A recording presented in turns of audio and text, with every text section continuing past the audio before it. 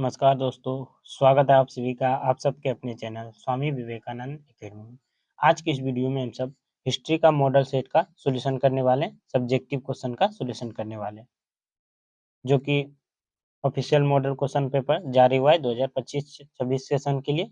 उसका ये सेट 2 है। इससे पहले ऑब्जेक्टिव का सॉल्यूशन कर चुके हैं। अगर आप वो वीडियो नहीं देखें तो जाकर देख लीजिए। तो आप लोग इस वीडियो पर बने रहें, क्योंकि इस वीडियो में जितने भी सब्जेक्टिव क्वेश्चन है उसका सभी क्वेश्चन का आंसर बहुत ही आसान और सिंपल भाषा में लेकर आए हैं। तो चलिए बिना देरी को क्वेश्चन को आगे बढ़ते हैं। पहले हम सब देखेंगे अति लघुत्तरीय प्रश्न। देख लीजिए अति लघुत्तरीय प्रश्न। अब इसका चलिए आंसर देखते हैं। देख लीजिए ये क्वेश्चन आया है। तो पहला क्वेश्चन क्या है?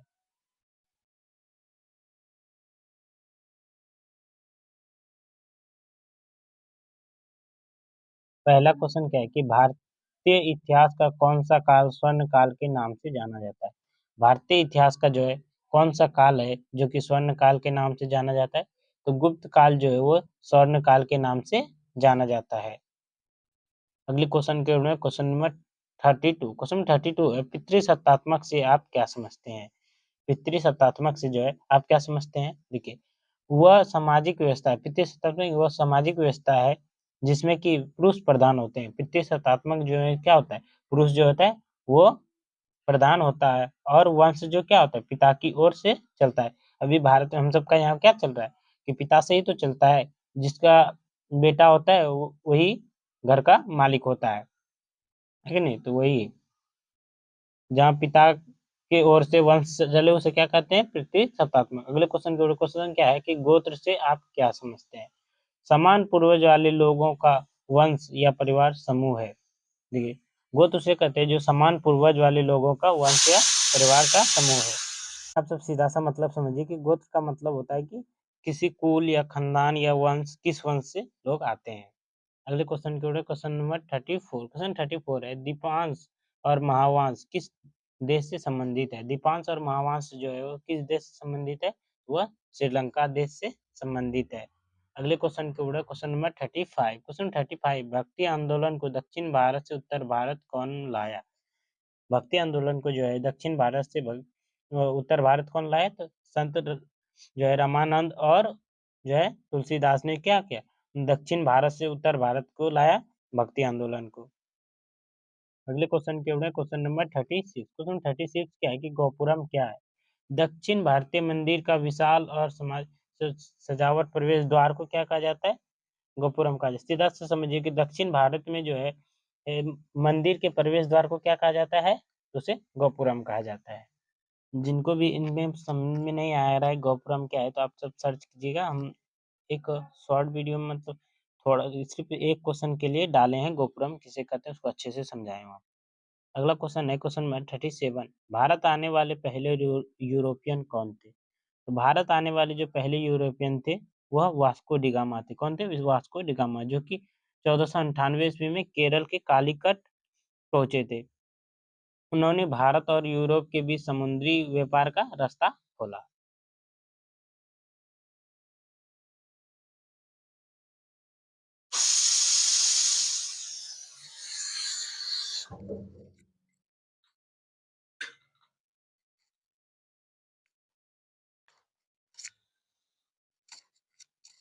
अगले क्वेश्चन के ऊपर क्वेश्चन नंबर 38। क्वेश्चन नंबर 38 है कि साइमन कमीशन का भारतीयों द्वारा विरोध क्यों किया गया?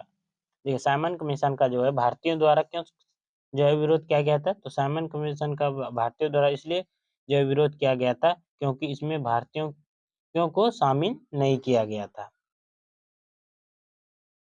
तो ये था, देख लिए सबका आंसर। अब देखते हैं लघु उत्तरीय प्रश्न।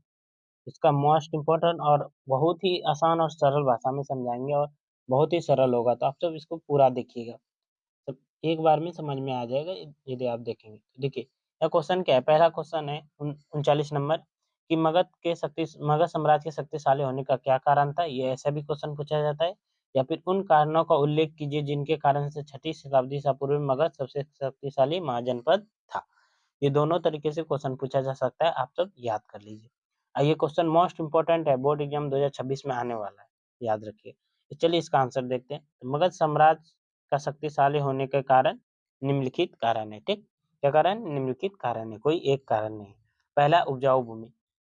मगध साम्राज्य जहाँ विकसित हुआ था, वहाँ पर क्या था? बहुत ही उपजाऊ भूमि था। उपजाऊ भूमि था तो वहाँ पे अनाज ज़्यादा उगता तो क्या हुआ? इसलिए वो शक्तिशाली था। अगला पॉइंट है कि इस साम्राज्य को लोहे की खदान की उपलब्धता थी और मगध साम्राज्य को क्या था? लोहे का खदान का उपलब्ध था, लोहे का खदान था जिससे क्या उसको औजार बनाने में आसानी होता था। और अगला पॉइंट है, पॉइंट नंबर 3, गंगा और सहायक नदियों से व्यापार करना सुलह हो गया था। और जो ये मगध साम्राज्य था वो गंगा और उसके सहायक नदियों के किनारे बसा हुआ था जिससे क्या होता है उसको व्यापार करना जो है आसान हो गया था और कम खर्च होता था। अगले पॉइंट के ऊपर अगला पॉइंट है, मगध के वनों में हाथी पाया जाता था जो सेवा का एक जो है सेवा नहीं, ये सेना का एक उपयोगी अंग है। देखिए मगध का जो वन था उसमें क्या जंगल था, उसमें हाथी पाया जाता था जो कि लड़ाई में वो काम आता था। वो क्या है सेना का एक उपयोगी अंग था, उसपे कोई भी सेना बैठ के और लड़ाई करने निकल जाता था। जिससे क्या होता भीड़ में घुस गया तो सबको चाप-उप के निकल जाता था। इन सभी कारणों से क्या है छठी शताब्दी ईसा पूर्व में मगध शक्तिशाली महाजनपद था। समझे ना? मगध साम्राज्य सबसे शक्तिशाली महाजनपद था। आई होप आप सब बहुत अच्छे से समझ गए होंगे। अगले क्वेश्चन के ऊपर अगला क्वेश्चन है, स्तूप क्यों और कैसे बनाए जाते थे? चर्चा करें। देखिए स्तूप को जो है पवित्र स्थान माना जाता है। स्तूप को जो है पवित्र क्या है? स्थान माना जाता है। इसमें बुद्ध से जुड़ी चीज़ें जैसे कि अस्थियाँ, उपयोग की वस्तुएँ रखी जाती है। इसमें जो है क्या है जो है स्तूप में जो बुद्ध से जुड़ी जितनी भी चीज़ें उसमें रखा जाता है। ये बौद्ध धर्म की श्रद्धा और भक्ति का प्रतीक है। स्तूप जो है बौद्ध धर्म का श्रद्धा और भक्ति का प्रतीक है। सम्राट अशोक ने बौद्ध धर्म के अवशेष को बाँटकर हर प्रमुख नगर में जो क्या है स्तूप बनवाए। सम्राट जो अशोक थे वह जो बौद्ध के अवशेषों को बाँटकर क्या किया हर प्रमुख जो है नगर में स्तूप बनवाए। प्रसिद्ध स्तूप जैसे कि सांची, भरहु और सारनाथ, अमरावती का स्तूप ये सब क्या है? ये सभी प्रसिद्ध स्तूप है। अगला है इन्हें बनाने में राजाओं, व्यापारियों, शिल्पकारों, भिक्षुकों और आम लोगों ने भी दान दिया और स्तूप बनाने के लिए क्या-क्या? इन सभी ने दान दिया। आप इतने भी लिख देंगे तो एग्जाम में 3 नंबर मिल जाए।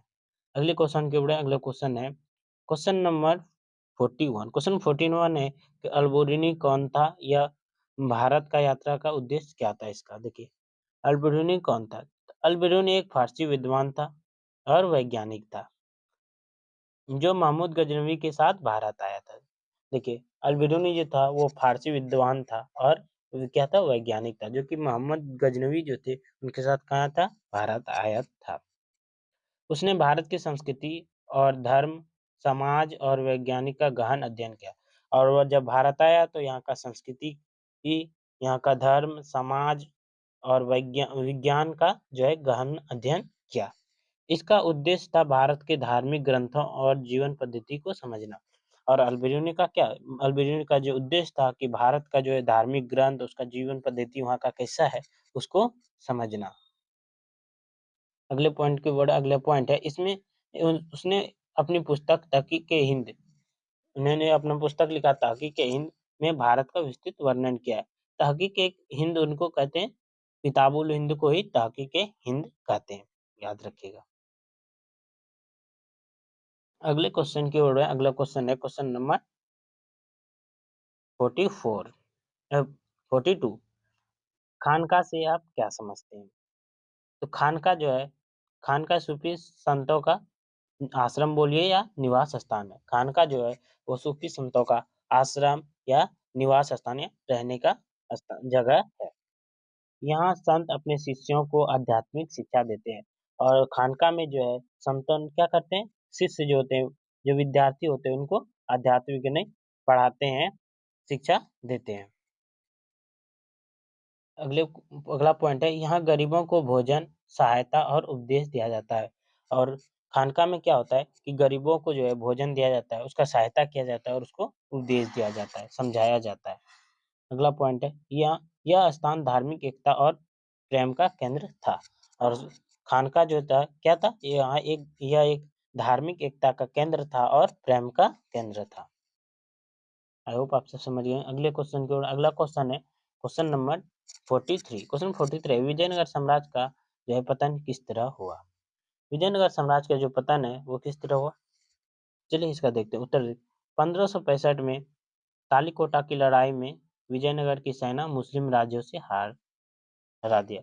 देखिए, तालीकोटा का जब युद्ध हुआ उसमें क्या हुआ, लड़ाई हुआ, जैसे क्या, अब विजयनगर की जो सेना थी वो मुस्लिम राज्यों से हरा मुस्लिम राज्यों के द्वारा हरा दिया गया। और जो है, जब विजयनगर साम्राज्य की जो राजधानी है हम्पी को लूट कर नष्ट कर दिया गया। इसके बाद क्या हुआ, इसके बाद हुआ साम्राज्य छोटे-छोटे राज्यों में बँट गए और विजयनगर साम्राज्य क्या हुआ उसके बाद छोटे-छोटे राज्यों में बँट गए और कमजोर अधिकारियों और आंतरिक कलह ने पतन की तेज किया। इससे कारण क्या हुआ, विजयनगर साम्राज्य का पतन हो गया। अगले क्वेश्चन है क्वेश्चन नंबर 44। मुगल काल में सिंचाई के साधनों का उल्लेख करें। देखिए, मुगल काल में जो है कुआं, तालाब मुख्य सिंचाई के साधन थे। मुगल काल में जो है कुआं, तालाब जो है क्या थे, मुख्य सिंचाई के साधन थे। और बड़े-बड़े नहरों, बावड़ियों से भी इस बनाए गए थे।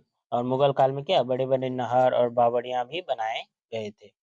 कुछ स्थानों पर ढेर, रहट और चरखी जैसे तकनीक भी अपनाई गई थी। अकबर के समय सिंचाई व्यवस्था को अ, अ, अधिक संगठित बनाया गया। अकबर के समय क्या हुआ, सिंचाई को मुगल काल में अधिक संगठित बनाया गया। आई होप आप सब समझ गए होंगे। अगले क्वेश्चन की ओर, क्वेश्चन नंबर 45 कि अस्थायी बंदोबस्त व्यवस्था की विशेषता का उल्लेख करें। ये 3 नंबर में पूछे इसलिए हम 4 पॉइंट लिखे हैं। यदि 5 नंबर में पूछे तो 5-6 पॉइंट लिख सकते हैं। देखिए, अस्थायी बंदोबस्त की विशेषता, पहले इसे जो है अस्थायी बंदोबस्त को 1793 ईस्वी में लॉर्ड कॉर्नवालिस ने लागू किया था। जिन्हें लागू किया था, ये कहाँ किया था, तो खासकर बंगाल और बिहार में लागू किया गया था। इसमें जमींदारों को भूमि का मालिक दिया गया था। अस्थायी बंदोबस्त में क्या है, जमींदारों को जमींदारों को जो है भूमि का मालिक बना दिया गया था, किसानों से छीनकर। राज्य को निश्चित राजस्व यानी अस्थायी लगान तय कर दिया गया था। और किसी राज्य को, जैसे कि एक राज्य जो मान लीजिए एक क्षेत्र है, ठीक, एक गांव है, वहां पे एक जमींदार दिया, उस गांव में जितने भी जमीन है उसपे जो है अस्थाई कर लगा दिया, जितना कि इतना देना पड़ेगा। तो वो जमींदार उससे किसान से लेता था और जमींदार जाके राजा को दे देता था। इससे क्या हुआ कि किसानों की स्थिति कमजोर हुई, क्योंकि जमींदार जो है कि मनमानी ढंग से वसूली करने लगे। जहाँ पर उसको 4 रुपया जो 10 रुपया में 4 रुपया वसूलना था, वो 8 रुपया वसूलने लगे। इससे क्या हुआ, किसान जो है कमजोर हो गए। अगला क्वेश्चन है क्वेश्चन नंबर 46। भारतीय संविधान की एकात्मक विशेषता को लिखें। तो पहला है कि केंद्र सरकार को अधिक शक्ति दी गई। भारतीय क्या हुआ, केंद्र सरकार को जो है वो अधिक शक्ति दी गई, जो कि प्रधानमंत्री है। अगला पॉइंट क्या है, अगला पॉइंट है कि राज्यपाल को नियुक्ति के लिए केंद्र द्वारा होता है। और राज्यपाल का नियुक्ति किससे होता है, केंद्र द्वारा होता है। अगला पॉइंट है सर्वोच्च न्यायालय और अखिल भारतीय सेवा जैसे कि आईएएस, आईपीएस एकात्मिक को दर्शाती है। अगला पॉइंट है संविधान एक ही है जो पूर्ण देश को लागू होता है। और संविधान एक ही है जो पूरे देश में लागू होता है। आप सब देख लिए, आप सबको अच्छा लगा होगा। अब देखते हैं सेक्शन डी, खंड डी, जो है दीर्घ उत्तरीय प्रश्न, लॉन्ग टाइप क्वेश्चन। देख लीजिए कौन कौन सा है लॉन्ग टाइप क्वेश्चन में। अब चलिए इसका आंसर देखते हैं। पहला जो क्वेश्चन है वो है भक्ति आंदोलन के प्रभावों का विस्तार वर्णन करें। तो पहला उत्तर देखते हैं। भक्ति आंदोलन ने भारतीय समाज और धर्म में गहरा प्रभाव डाला। भक्ति आंदोलन ने क्या हुआ, भक्ति आंदोलन से भारतीय समाज और धर्म में जो है गहरा प्रभाव डाला। तो पहला सामाजिक प्रभाव, इससे जाति पाति और ऊंच नीच का भाव कमजोर किया, सभी को समानता का संदेश दिया। सामाजिक जो प्रभाव पड़ा इसमें क्या हुआ, तो भक्ति आंदोलन से जो सामाजिक प्रभाव पड़ा उसमें जाति जो है, जाति पाति उच्च नीच जो छुआछूत था उसको खत्म किया। अगला पॉइंट है धार्मिक प्रभाव, मूर्ति पूजा कर्म कांड के विरोध में प्रेम और भक्ति को महत्वपूर्ण स्थान दिया। देखिए, मूर्ति पूजा और कर्मकांड के विरोध में क्या हुआ? प्रेम और भक्ति को जो है क्या हुआ? महत्वपूर्ण स्थान दिया। अगले पॉइंट है सांस्कृतिक प्रभाव। इस आंदोलन ने से भक्तियों कावड़ियों की रचनाएं उभरी। तुलसीदास, कबीरदास, मीराबाई आदि ने जन भाषाओं को लोकप्रिय बनाया। देखिए, सांस्कृतिक प्रभाव क्या पड़ा इस आंदोलन से? कवि जो थे वो रचनाएं उभरी, जैसे कि तुलसीदास हुआ, कबीरदास हुआ और मीराबाई हुआ। इससे क्या हुआ? जन भाषा मतलब जिस क्षेत्र में गया उस क्षेत्र में उस भाषा से में वो सब उपदेश दिया, बताया लोगों को। अगला आखिरी और लास्ट पॉइंट क्या है? लास्ट पॉइंट है राजनीतिक प्रभाव। हिंदू मुस्लिम एकता और राष्ट्रीय चेतना का विकास हुआ। इससे क्या हुआ? भक्ति आंदोलन से हुआ कि हिंदू मुस्लिम की एकता हुई और राष्ट्र चेतना का विकास हुआ। अगले क्वेश्चन के बाद अगला क्वेश्चन है, अबुल फजल कौन था? अबुल फजल जो मुगल दरबार में उसका क्या महत्वपूर्ण योगदान था? अबुल फजल अकबर के दरबार का प्रमुख मंत्री, विद्वान और इतिहासकार था। अबुल फजल जो था वो अकबर के दरबार का प्रमुख मंत्री था और विद्वान और इतिहासकार था। वह अकबर का मुख्य सलाहकार और नवरत्नों में से एक था। और अबुल फजल जो थे वह अकबर का मुख्य सलाहकार और नवरत्न जो रखते थे उसमें से एक था। उसने अकबरनामा और आईने अकबरी की रचना की, जो अकबर के शासन और प्रशासन विस्तृत वर्णन करती है। जैसे अ, अबुल फजल के द्वारा जो है अकबरनामा और आईने अकबरी की रचना की गई, जो कि अकबर के शासन और जो प्रशासन था उसका विस्तृत वर्णन करता है उसमें। उसने सुलह-ए-कुल की नीति का समर्थन किया। और उसने क्या हुआ? सुलह-ए-कुल नीति का समर्थन किया। प्रशासनिक सुधारों और धार्मिक समझौता के विचारों को फैलाने में जो है उनका योगदान अमूल्य था। देखिए, अबुल फजल का जो है जो प्रशासनिक सुधार और जो धार्मिक समझौता था उसमें विचारों को फैलाने में किसका योगदान था? अबुल फजल का महत्वपूर्ण योगदान था। अगला क्वेश्चन है क्वेश्चन नंबर 49। क्वेश्चन 49, 1857 के ईस्वी के विरोध के परिणाम हुए, उसके राष्ट्रवाद का विकास कैसे किया? देखिए, 1857 का जो विद्रोह हुआ उसका क्या परिणाम हुआ और इसने जो है राष्ट्रवाद का विकास कैसे किया? इसका आंसर देखते हैं। तो पहले देखते हैं आंसर है राजनीतिक परिणाम। 1857 विद्रोह का राजनीतिक परिणाम। ईस्ट इंडिया कंपनी का शासन समाप्त कर दिया गया। 1857 के विद्रोह के बाद क्या हुआ? ईस्ट इंडिया कंपनी का शासन जो है समाप्त कर दिया और भारत की सत्ता ब्रिटिश सरकार ने अपने हाथों में ले ली। और भारत का जो सत्ता है वो किसे किसे क्या? ब्रिटिश सरकार जो थी वो अपने हाथों में ले लिया। अगला पॉइंट है प्रशासनिक परिणाम। भारत का शासन अब ब्रिटेन की रानी के अधीन हो गया। और भारत का जो शासन था वो क्या हो गया? 1857 की क्रांति के बाद ब्रिटेन की रानी जो थी उसके अधीन होगी। सैन्य सुधार। भारतीय सैनिकों पर सख्त नियंत्रण लगाया गया। और भारतीय जो सैनिकों पर क्या हुआ? सख्त नियंत्रण लगाया गया। अगला है राष्ट्रवाद का विकास। इस विद्रोह ने भारतीय स्वतंत्रता की भावना और एकता की चेतना जगाई और आगे चलकर यही भावना राष्ट्र आंदोलन का आधार बन गया। देखिए, 1857 के विद्रोह ने जो क्या किया? भारतीय में स्वतंत्रता की भावना और एकता का चेतना जगाई। एकता का जागा जो है चेतना जगाई कि राष्ट्र जो है स्वतंत्र हो सकता है और आगे चलकर क्या हो? यही भावना जो है राष्ट्र आंदोलन के आधार बन गई। अगला पॉइंट है 1800 क्वेश्चन नंबर 50। संविधान सभा ने भाषा विवाद को हल करने के लिए क्या रास्ता निकाला? संविधान सभा ने जो है भाषा विवाद को हल निकालने के लिए क्या रास्ता निकाला? तो भारत में जो है अनेक भाषाएं होने के कारण संविधान सभा में भाषा विवाद हुआ। भारत में जो है हर जगह पे जाइए तो अलग-अलग भाषा मिलता है। तो क्या हुआ? इनसे संविधान का जो है संविधान में भाषा में क्या हुआ? विवाद हुआ। हिंदी को संघ की राजभाषा घोषित कर दिया गया और जो है हिंदी को क्या किया? जो है संघ की राजभाषा जो घोषित कर दिया गया और अंग्रेजी को सहायक भाषा के रूप में 15 वर्षों तक बनाया गया रखने का निर्णय लिया गया। और अंग्रेजी जो था, इंग्लिश जो था उसको क्या किया? सहायक भाषा बनाया गया था। कितने साल तक? तो सिर्फ 15 साल तक, लेकिन अभी तक भी चल ही रहा है। और 8वीं अनुसूची में भारतीय भाषाओं को मान्यता दी गई और 8वीं अनुसूची में क्या हुआ? भारतीय भाषा को जो है मान्यता दी गई। अगला पॉइंट है राज्यों को अपनी राजभाषा चुनने की स्वतंत्रता दी गई और राज्यों की क्या हुआ? सभी राज्यों को अपनी-अपनी जो है राजभाषा चुनने की स्वतंत्रता दी गई। इस प्रकार संविधान सभा ने संतुलित और व्यवहारिक समाधान निकाला और इस प्रकार क्या हुआ? भाषा के विवाद में क्या हुआ?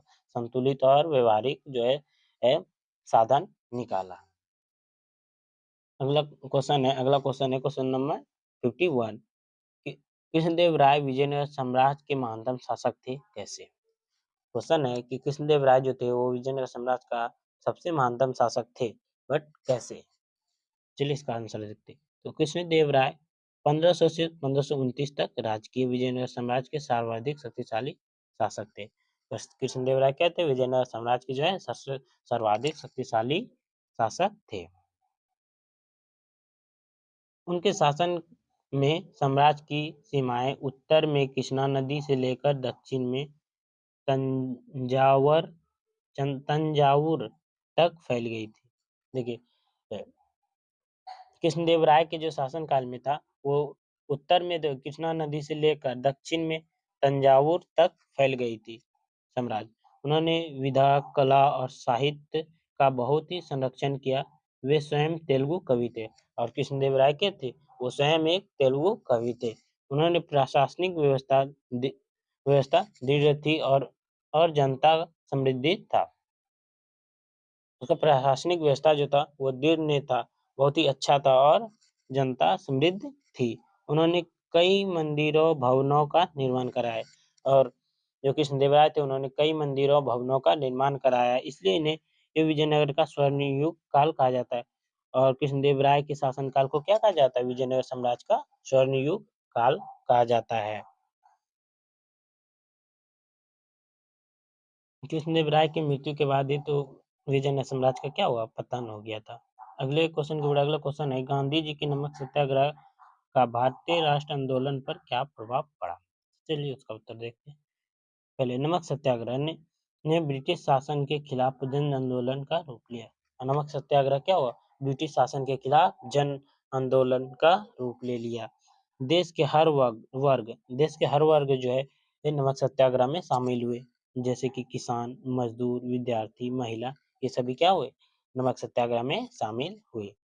गांधी जी ने अंग्रेजों के कानून को खुली चुनौती दी और गांधी जी ने जो है अंग्रेज के जो कानून को क्या किया? खुली चुनौती दी और नमक कर मतलब नमक पर टैक्स लगा दिया गया था ब्रिटिश शासन के द्वारा।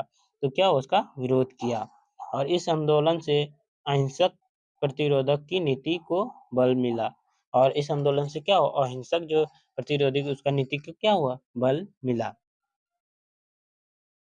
अंतर्राष्ट्रीय स्तर पर भारत की स्वतंत्रता का मांग की पहचान मिली और क्या हुआ? भारत की अंतर्राष्ट्रीय स्तर पर क्या हुआ? भारत की स्वतंत्रता का मांग को पहचान मिला और इस प्रकार नमक सत्याग्रह ने राष्ट्र आंदोलन को नई दिशा और शक्ति प्रदान की। आई होप आप सब समझ गए होंगे। ये थे सभी टोटल भी जितने भी क्वेश्चन थे मॉडल पेपर में सभी का हल कर दिए हैं।